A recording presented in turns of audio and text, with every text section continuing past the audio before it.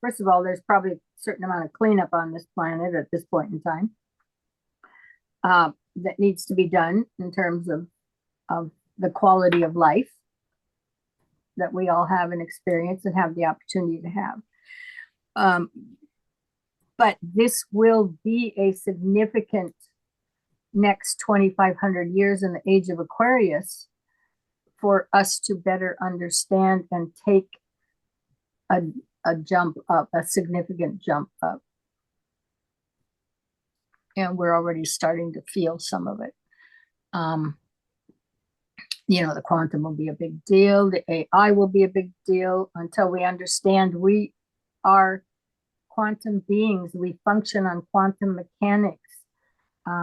That's why when you get into life and teachings and some of those beings that come down to visit and they're talking about ordering their dinner but said you have to do it one item at a time. You can't order the whole meal and expect it to come. It doesn't work that way. It's one thought pattern at a time. Just like to give you an example, so they move from one location to another. That was one of the things that was demonstrated to the people who went on this journey, was that the teleportation, was from point A to point B, is what they were demonstrating, right, Donnie? And they timed it. It was 20 minutes in between or something, took them to get there. Yeah, they raised their vibration up, basically triangulate themselves back down to where they want to be, and then they lower their vibration when they get to okay. But it was one trip at a time, right? In other words, they didn't say, well, I'm going to go over here and then I'm going to go over to Beijing, and then I'm going to stop at in Russia on the way, and then I'll be back home. They don't put the whole trip out there. Ding, ding, ding. The ordering of the meal was the vegetable got ordered. Okay. The other item got ordered separately, totally distinct, separate. That is the quantum mechanics operating. Is you're here and you're thinking about being over here, and then you're over there very quickly. But it isn't boom, boom, boom, boom, boom. I'm going to put in my whole ticket, and because it doesn't work that way. It's from point A to point B. That's where we're at. That's our learning curve. Maybe later you can cover the whole universe with yourself, but that's out in La La Land for now, long ways down the line. We are just learning this stage. So, and Physics of Consciousness, like I said, by Walker, makes a very good description of how this body and all of its parts are the conscious creator. Now that's the superhuman evolution that you're talking about there. That's not the strictly human, right? That's the spiritual triad. Spiritual man, yes. Yes. We have animals, which became animal man at some point, right? 18 million years ago or something like that. And then we have what we consider man. And then we move up to spiritual man, which is DK's trying to help us make a serious effort at that in terms of our understanding all the Bailey material, and Blavatsky before that. But we're still considered animal man to some extent with his material. Anyway, but back to the quantum. You're the observer, and then you can then go, like they teleported from here to there, kind of pick yourself up and get yourself to a point where you can go through walls and whatever else is in your way along the way. to where you want to rematerialize. Okay. Literally, that's really what you were saying. Right. And so that's so that you can move through walls and so on and so forth. And there's parts of you that already can, except they're not necessarily connected with you in terms of connected to all of your sensory apparatus. There's obviously upper levels of us that move through the walls, but they don't bring us necessarily information back because we're not clued into those. We're not connected. The brain deals with what's down here. Okay. That's still being developed. Twin Dimensions explains to you how long it already has been that the work has been done to get to where we are sensory. So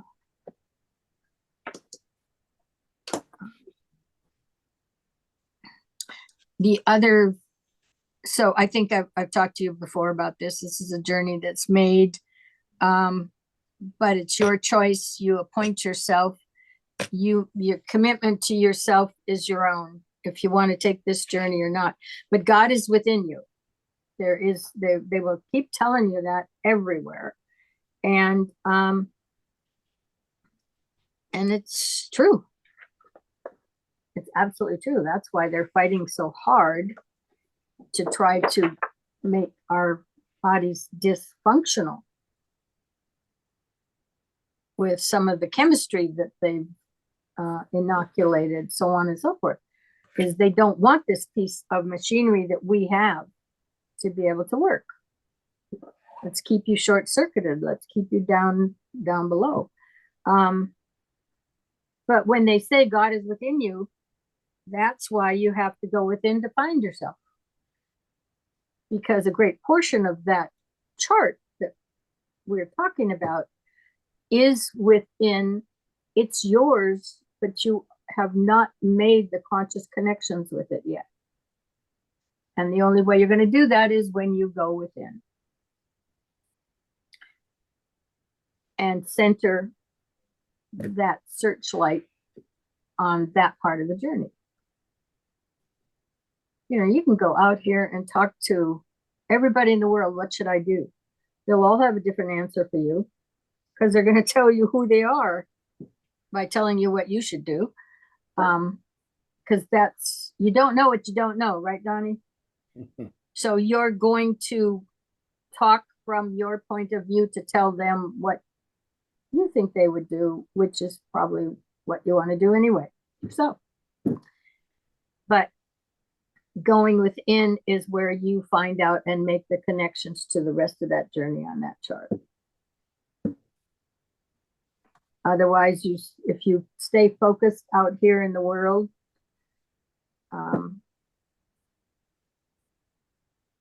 it's the real true connections are not there. This is the outer expression of some of those connections on lower levels.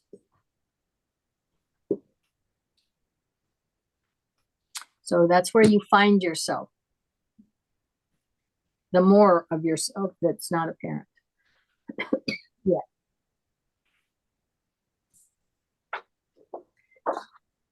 So, Tom, are you seeing some of this sovereign material at all showing up anywhere, or is it just not quite made Washington, D.C. yet? In terms of what's going on in the workplace, or Anything? The significance of the Constitution. well, so that, yeah, there's definitely that. What I don't see though is, like, I understand the significance of it, but I haven't seen a widespread understanding, at least in my perception, of what that document really provided each individual in this country, right?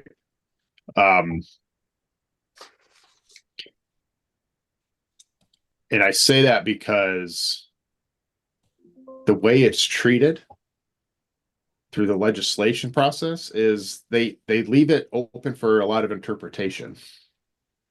And so they twist it and try to make it look like it's defined in a way that will drive their particular narrative towards something. And so to me, it seems like it's consistently and constantly under attack, which I think it is. But like I said, I understand what it means. The way that I see that it's treated, to me, does not feel like the way that it was intended to be used. And so with that, you see it tossed around a lot here in DC, but I don't think they're really tossing it around in the way that it was intended. Um, although that seems to be changing because I think a lot of the shift that we're seeing, as disruptive as it may seem to some, is probably a necessary thing that has to happen so that we can kind of turn the tides and place that document back into the position of what it was intended to do. So I don't know if that's what you were looking for, but No, I'm just asking in terms of there. First of all, the journey is in raise and initiations yeah. in and of itself. But the great effort, one of the things that Life and Teachings, when they talk about it, it's in one of the later volumes, I think, is that our creator, God, they use that term because it's the highest frequency, evidently, of emitted in their measurements, does not take kindly to, in other words, he has created all of this, and he will take pleasure in all of this as it evolves and moves up and there's a closer degree of development and awareness, and find, I don't want to say joy because that's a soul word, but pleases him in some way, whatever, however we want to put it. What he does not take kindly to is he has created this life, and that life sustains all these people. So if you get down on a much lower level and you create some life, and then you're going to play God, and they are going to have to follow you as their ultimate decision maker, so on and so forth. He does not take kindly to that. And that is what is happened here. Okay. It's happened in our general concept of sovereignty.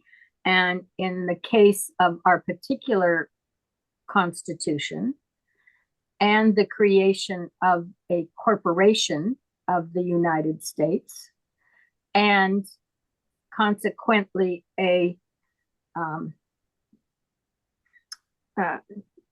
the banking system and the IRS system, okay, has taken the energies of the people down here, their God-given energy, and figured a way to capture it, turn it into something substantive, meaning dollars, and then taking it away from you. So in other words, it is sucking the energy off of you in the terms of your work, which turns into a dollar, and then they don't let you have much of the dollar, the way they now have set it up ultimately over time. And they use that energy. So they direct and control you. I think what their terminology they're calling at this point is a debt slave. However you want to translate it, the bottom line is this is energy you no longer have to send upward because you have been captured down here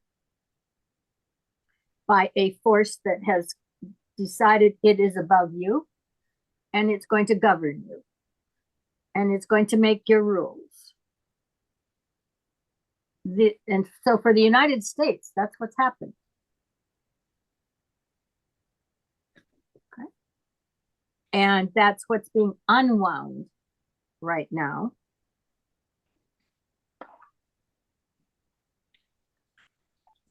is taking those things back.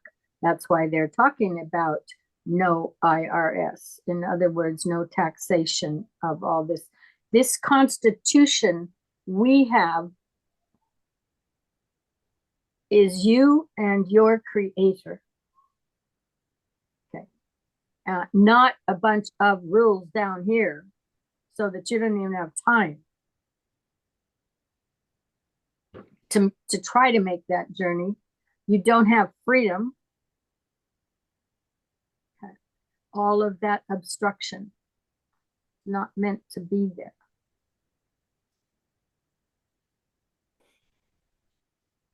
That's the short version. It's astral. Right? Are you saying it's astral? Is that what you said? Yeah, it's astral. Well, it is, but it's also there's functioning mathematics. It's your wage, your salary, your taxes, and every other way that energy that you have expended gets clipped off by somebody else down here. It doesn't go to the glory of God.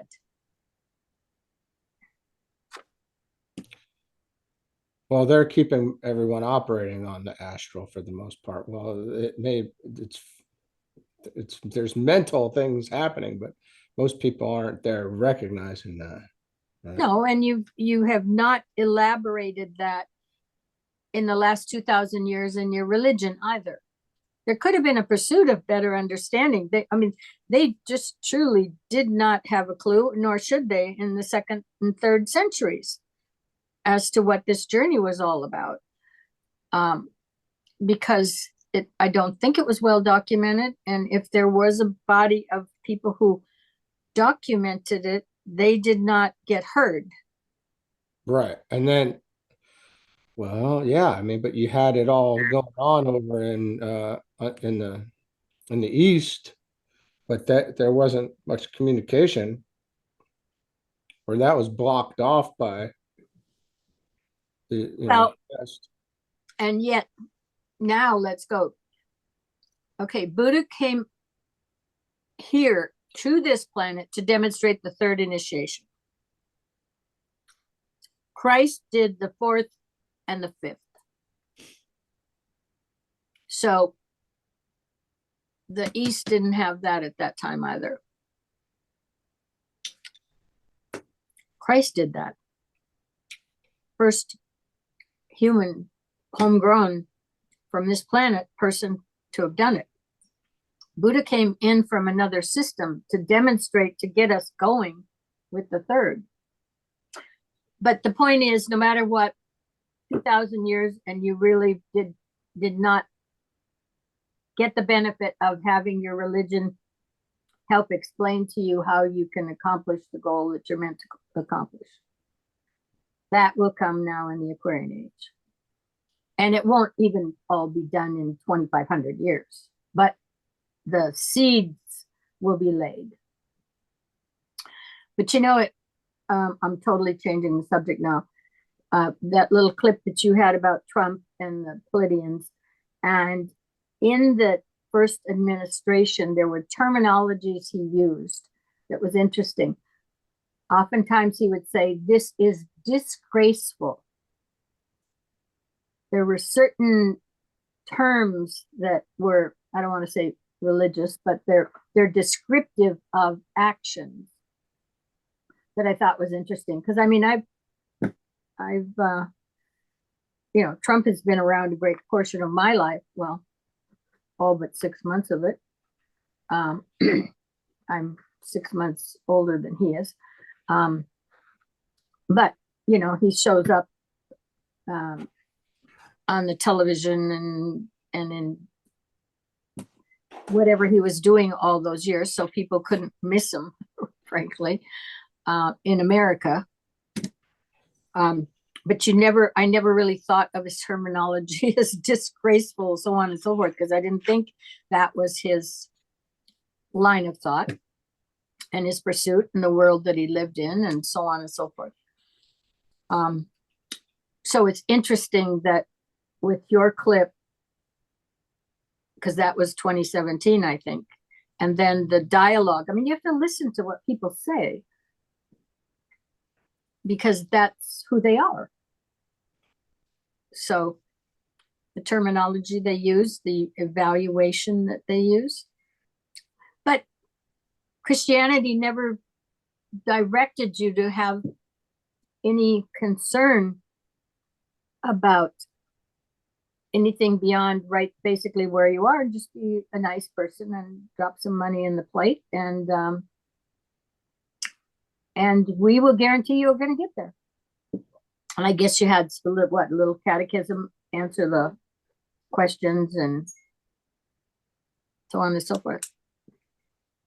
I mean, maybe on the sense of what you're saying of people back then and the religion not showing the path and giving us sovereignty to claim that path of our spirituality and involvement.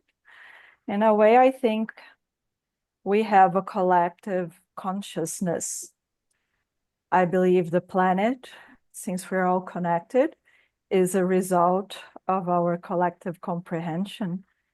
And I think, as you said, is a long, long path of revolving incarnations and accumulating knowledge. And I understand that light is knowledge, so we've been enlightening. And I think now we are at a point that we can comprehend it better. But I'm pretty sure back then, as a collective, it would be really difficult to understand. For sure. So I think it's not only like governments and the church took advantage of that, but I think it was like a reflection of where collective we were. I think much of our outer reality is a reflection of where collective we stand. Yeah, and the early, first of all, you had the centuries of darkness. What was that after a library got burned or something? And not I don't think it was Alexander. I think it was others. And I mean, your 8th and your 9th centuries. And I read historical documentation about that. First of all, the printing press didn't come in until the 1200s. So whoever was the priest in the church had no Bible. They were not allowed to see the Bible. Nobody was reading the Bible.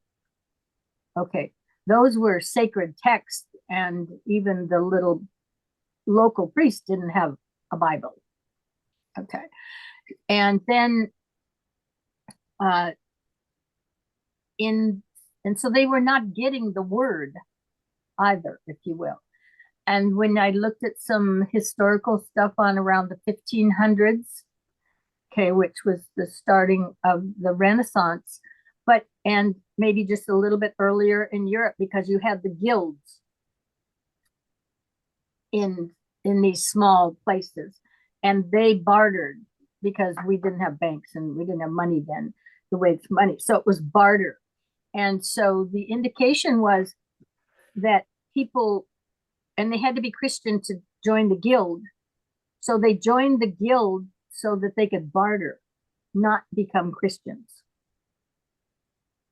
It was not the motivation. It was just the key. You had to be one, versus when money started to come in, then of course that was extremely disruptive to the social systems of the bartering, so on and so forth. Because before, if you've got your small community, somebody's got shoes, somebody else got eggs, they did all of this, they traded. And maybe sometimes they didn't need what they traded for, but they were going to do it because this was the social grouping.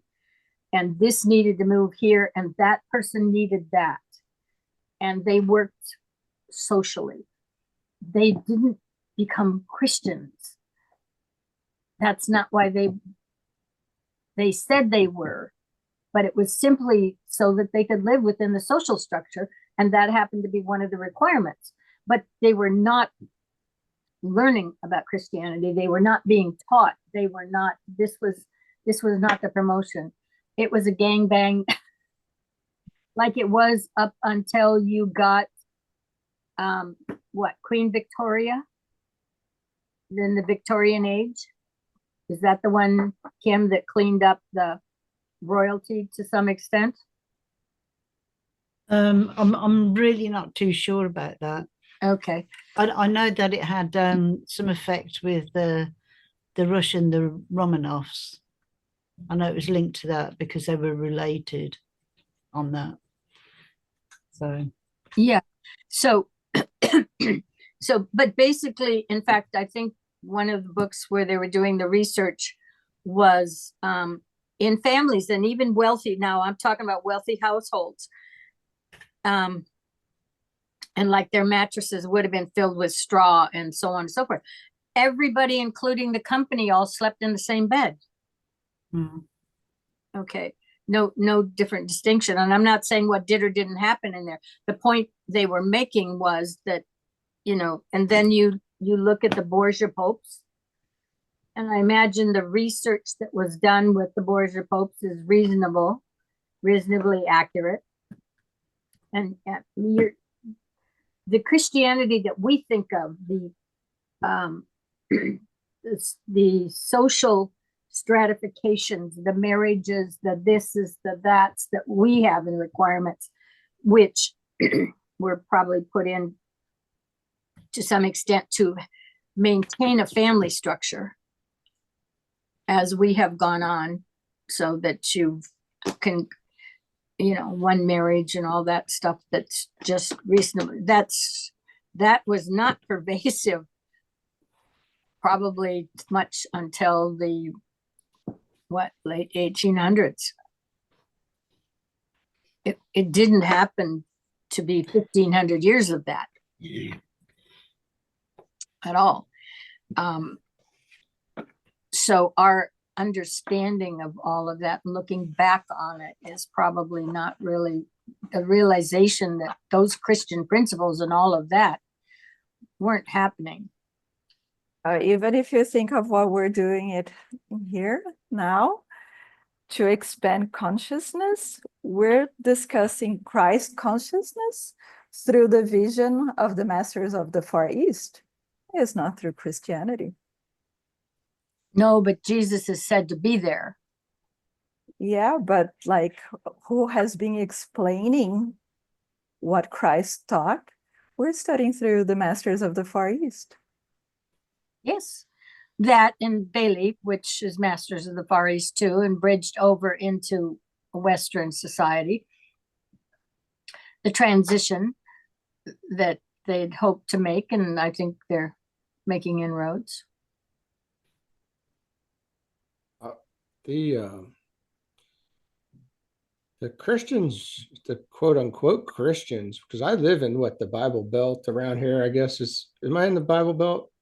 But I regardless, I'm in the Bible Belt.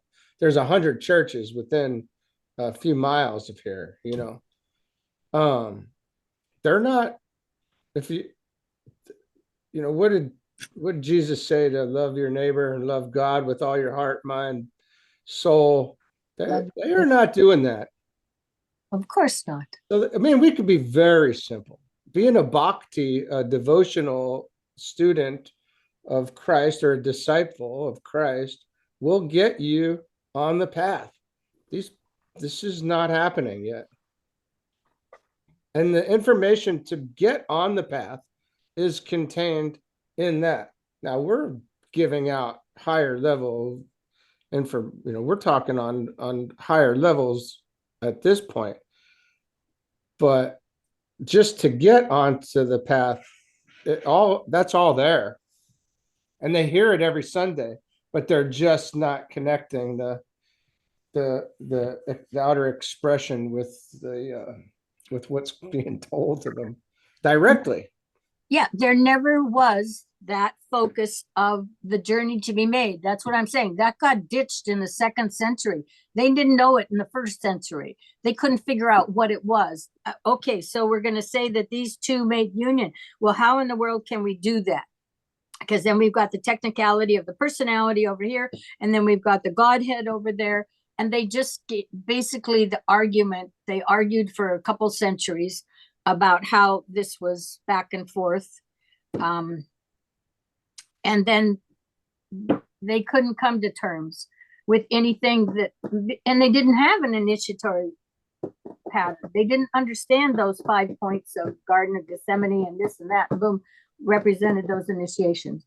They didn't, there was none of that. And so basically they just closed it up and said, all right, he was born that way. There's only going to be one of him. We won't have any arguments with that. It's just a flat statement, not to be questioned. Well, how did he get born that way, and why doesn't everybody else? Well, because his mother was a virgin, and therefore that the father was God directly. Isn't that what they're saying? Isn't that what's been basically said? I mean, if she's a virgin, okay, and she has a child, there does have to be a pairing, and the pairing in this was that he was the son of God. So they just wrapped it up very, very quickly, very clearly. There's no questions here. Don't even try to ask one, because this is it. It is the ultimate. Yeah, there's no esoteric. They skipped the whole esoteric side of the actual metaphysical side of it and just focused on what they see. They didn't skip it. They didn't understand it. Right. Yeah. Yeah. I mean, they had no. Or even those who did maybe understand it, they said, bury that. Yeah, but understand, 4 centuries later, the disciples who might have understood it were not there anymore. Yes, their writings were there, but they were not there.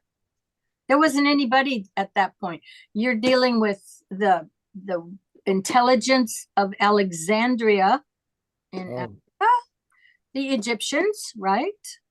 Basically, is arguing this in one point. You've got the Greeks, and then you've got Constantine, who's now in Constantinople. So you just told Patty that she's it. Go teach it. You're it. You know it. And so this wasn't even decided in Rome. This was decided over there where you got the east and the west bridges at the Bosphorus in Constantinople. And it was a quick fix. Well, it wasn't so quick. They argued for 2 centuries about it, back and forth.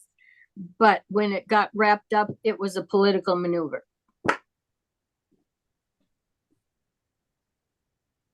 Yeah. The push had been there and there was a strength and a gathering. Enough people had gathered who were going to be believers so that it survived to the 4th century. And now we got to do something with it. So let's just take it under our wing to control it. Yeah, and there are the groups that held it in secret, though. At later on, they kept the secrets and made it very difficult for this to be divulged to people. Well, up until HPB and the books came out. Yeah, but and even so, they were not universally accepted. And frankly, I think I would have been looking at it in 72. And I've got a reasonable education. I'm not dumb. But when she was reading that, I had no clue what those words said. It was still very Oriental at that point in time. It's not so much now. It's still esoteric. I mean, frankly, if you hand those books out to a lot of people right now, they're still her Bailey material would still be esoteric to a whole lot of people.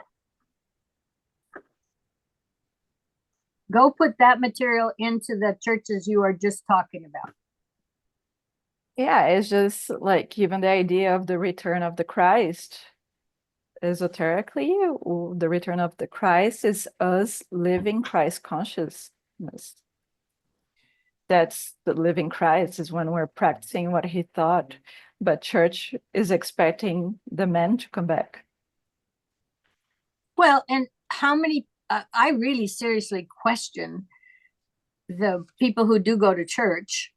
How many of them really, honest to God, think he was resurrected? You know, and to this day, if they had to put their money down. Well, yeah, you're right, because they don't. Because Don't. they still crucify him every Sunday, and they talk about the dead, suffering Savior as opposed to the living Christ. Right. Yeah, so if they had to lay their money down, the majority of those people who go to those churches, and that there was enough money there that it was a consequence to them, they would, I believe they would put it on the side of he died on the cross and that's really it. But they weren't laying it down on the money that he's going to come back and that he is still alive and he has life everlasting. So in many respects, they still do the societal thing that the guilds did in the earlier centuries. They joined because it was a social structure they needed to be joined to, because they couldn't afford to be ostracized, because that was where there was a trade of the goods and the services. And it was a social structure and you wanted to be part of it. It helped your survival. So the problem became in Europe when the money came in. Money doesn't have loyalty. Money doesn't have to, I'm not going to take this guy's shoes, even though I really don't want them, but I need to trade something to get this barter going. Okay. So the human aspect of it and the social dynamics of it got stripped away when money became money. And the banking society ended up existing, which was around the 1400s, and it would have dealt, I believe, for the most part at that point, it was between Italy and then the coastals in either Belgium or the Netherlands or wherever your ships probably came in. Because the big need for that money was to transact that foreign trade. And so there would be bankers that would hold money on the for the ships that were trading on those areas. Okay, probably Spain too, but your banking, a lot of it's, I think, started in more like that area.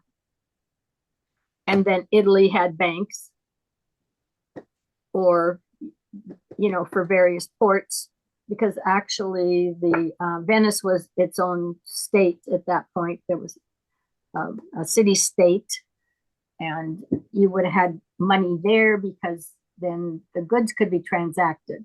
That was but there was no loyalty. There's no human loyalty there that you had in that social structure. And so as time went on, that became a problem for Europe. And that became the division that's probably to some extent still there today, the banks.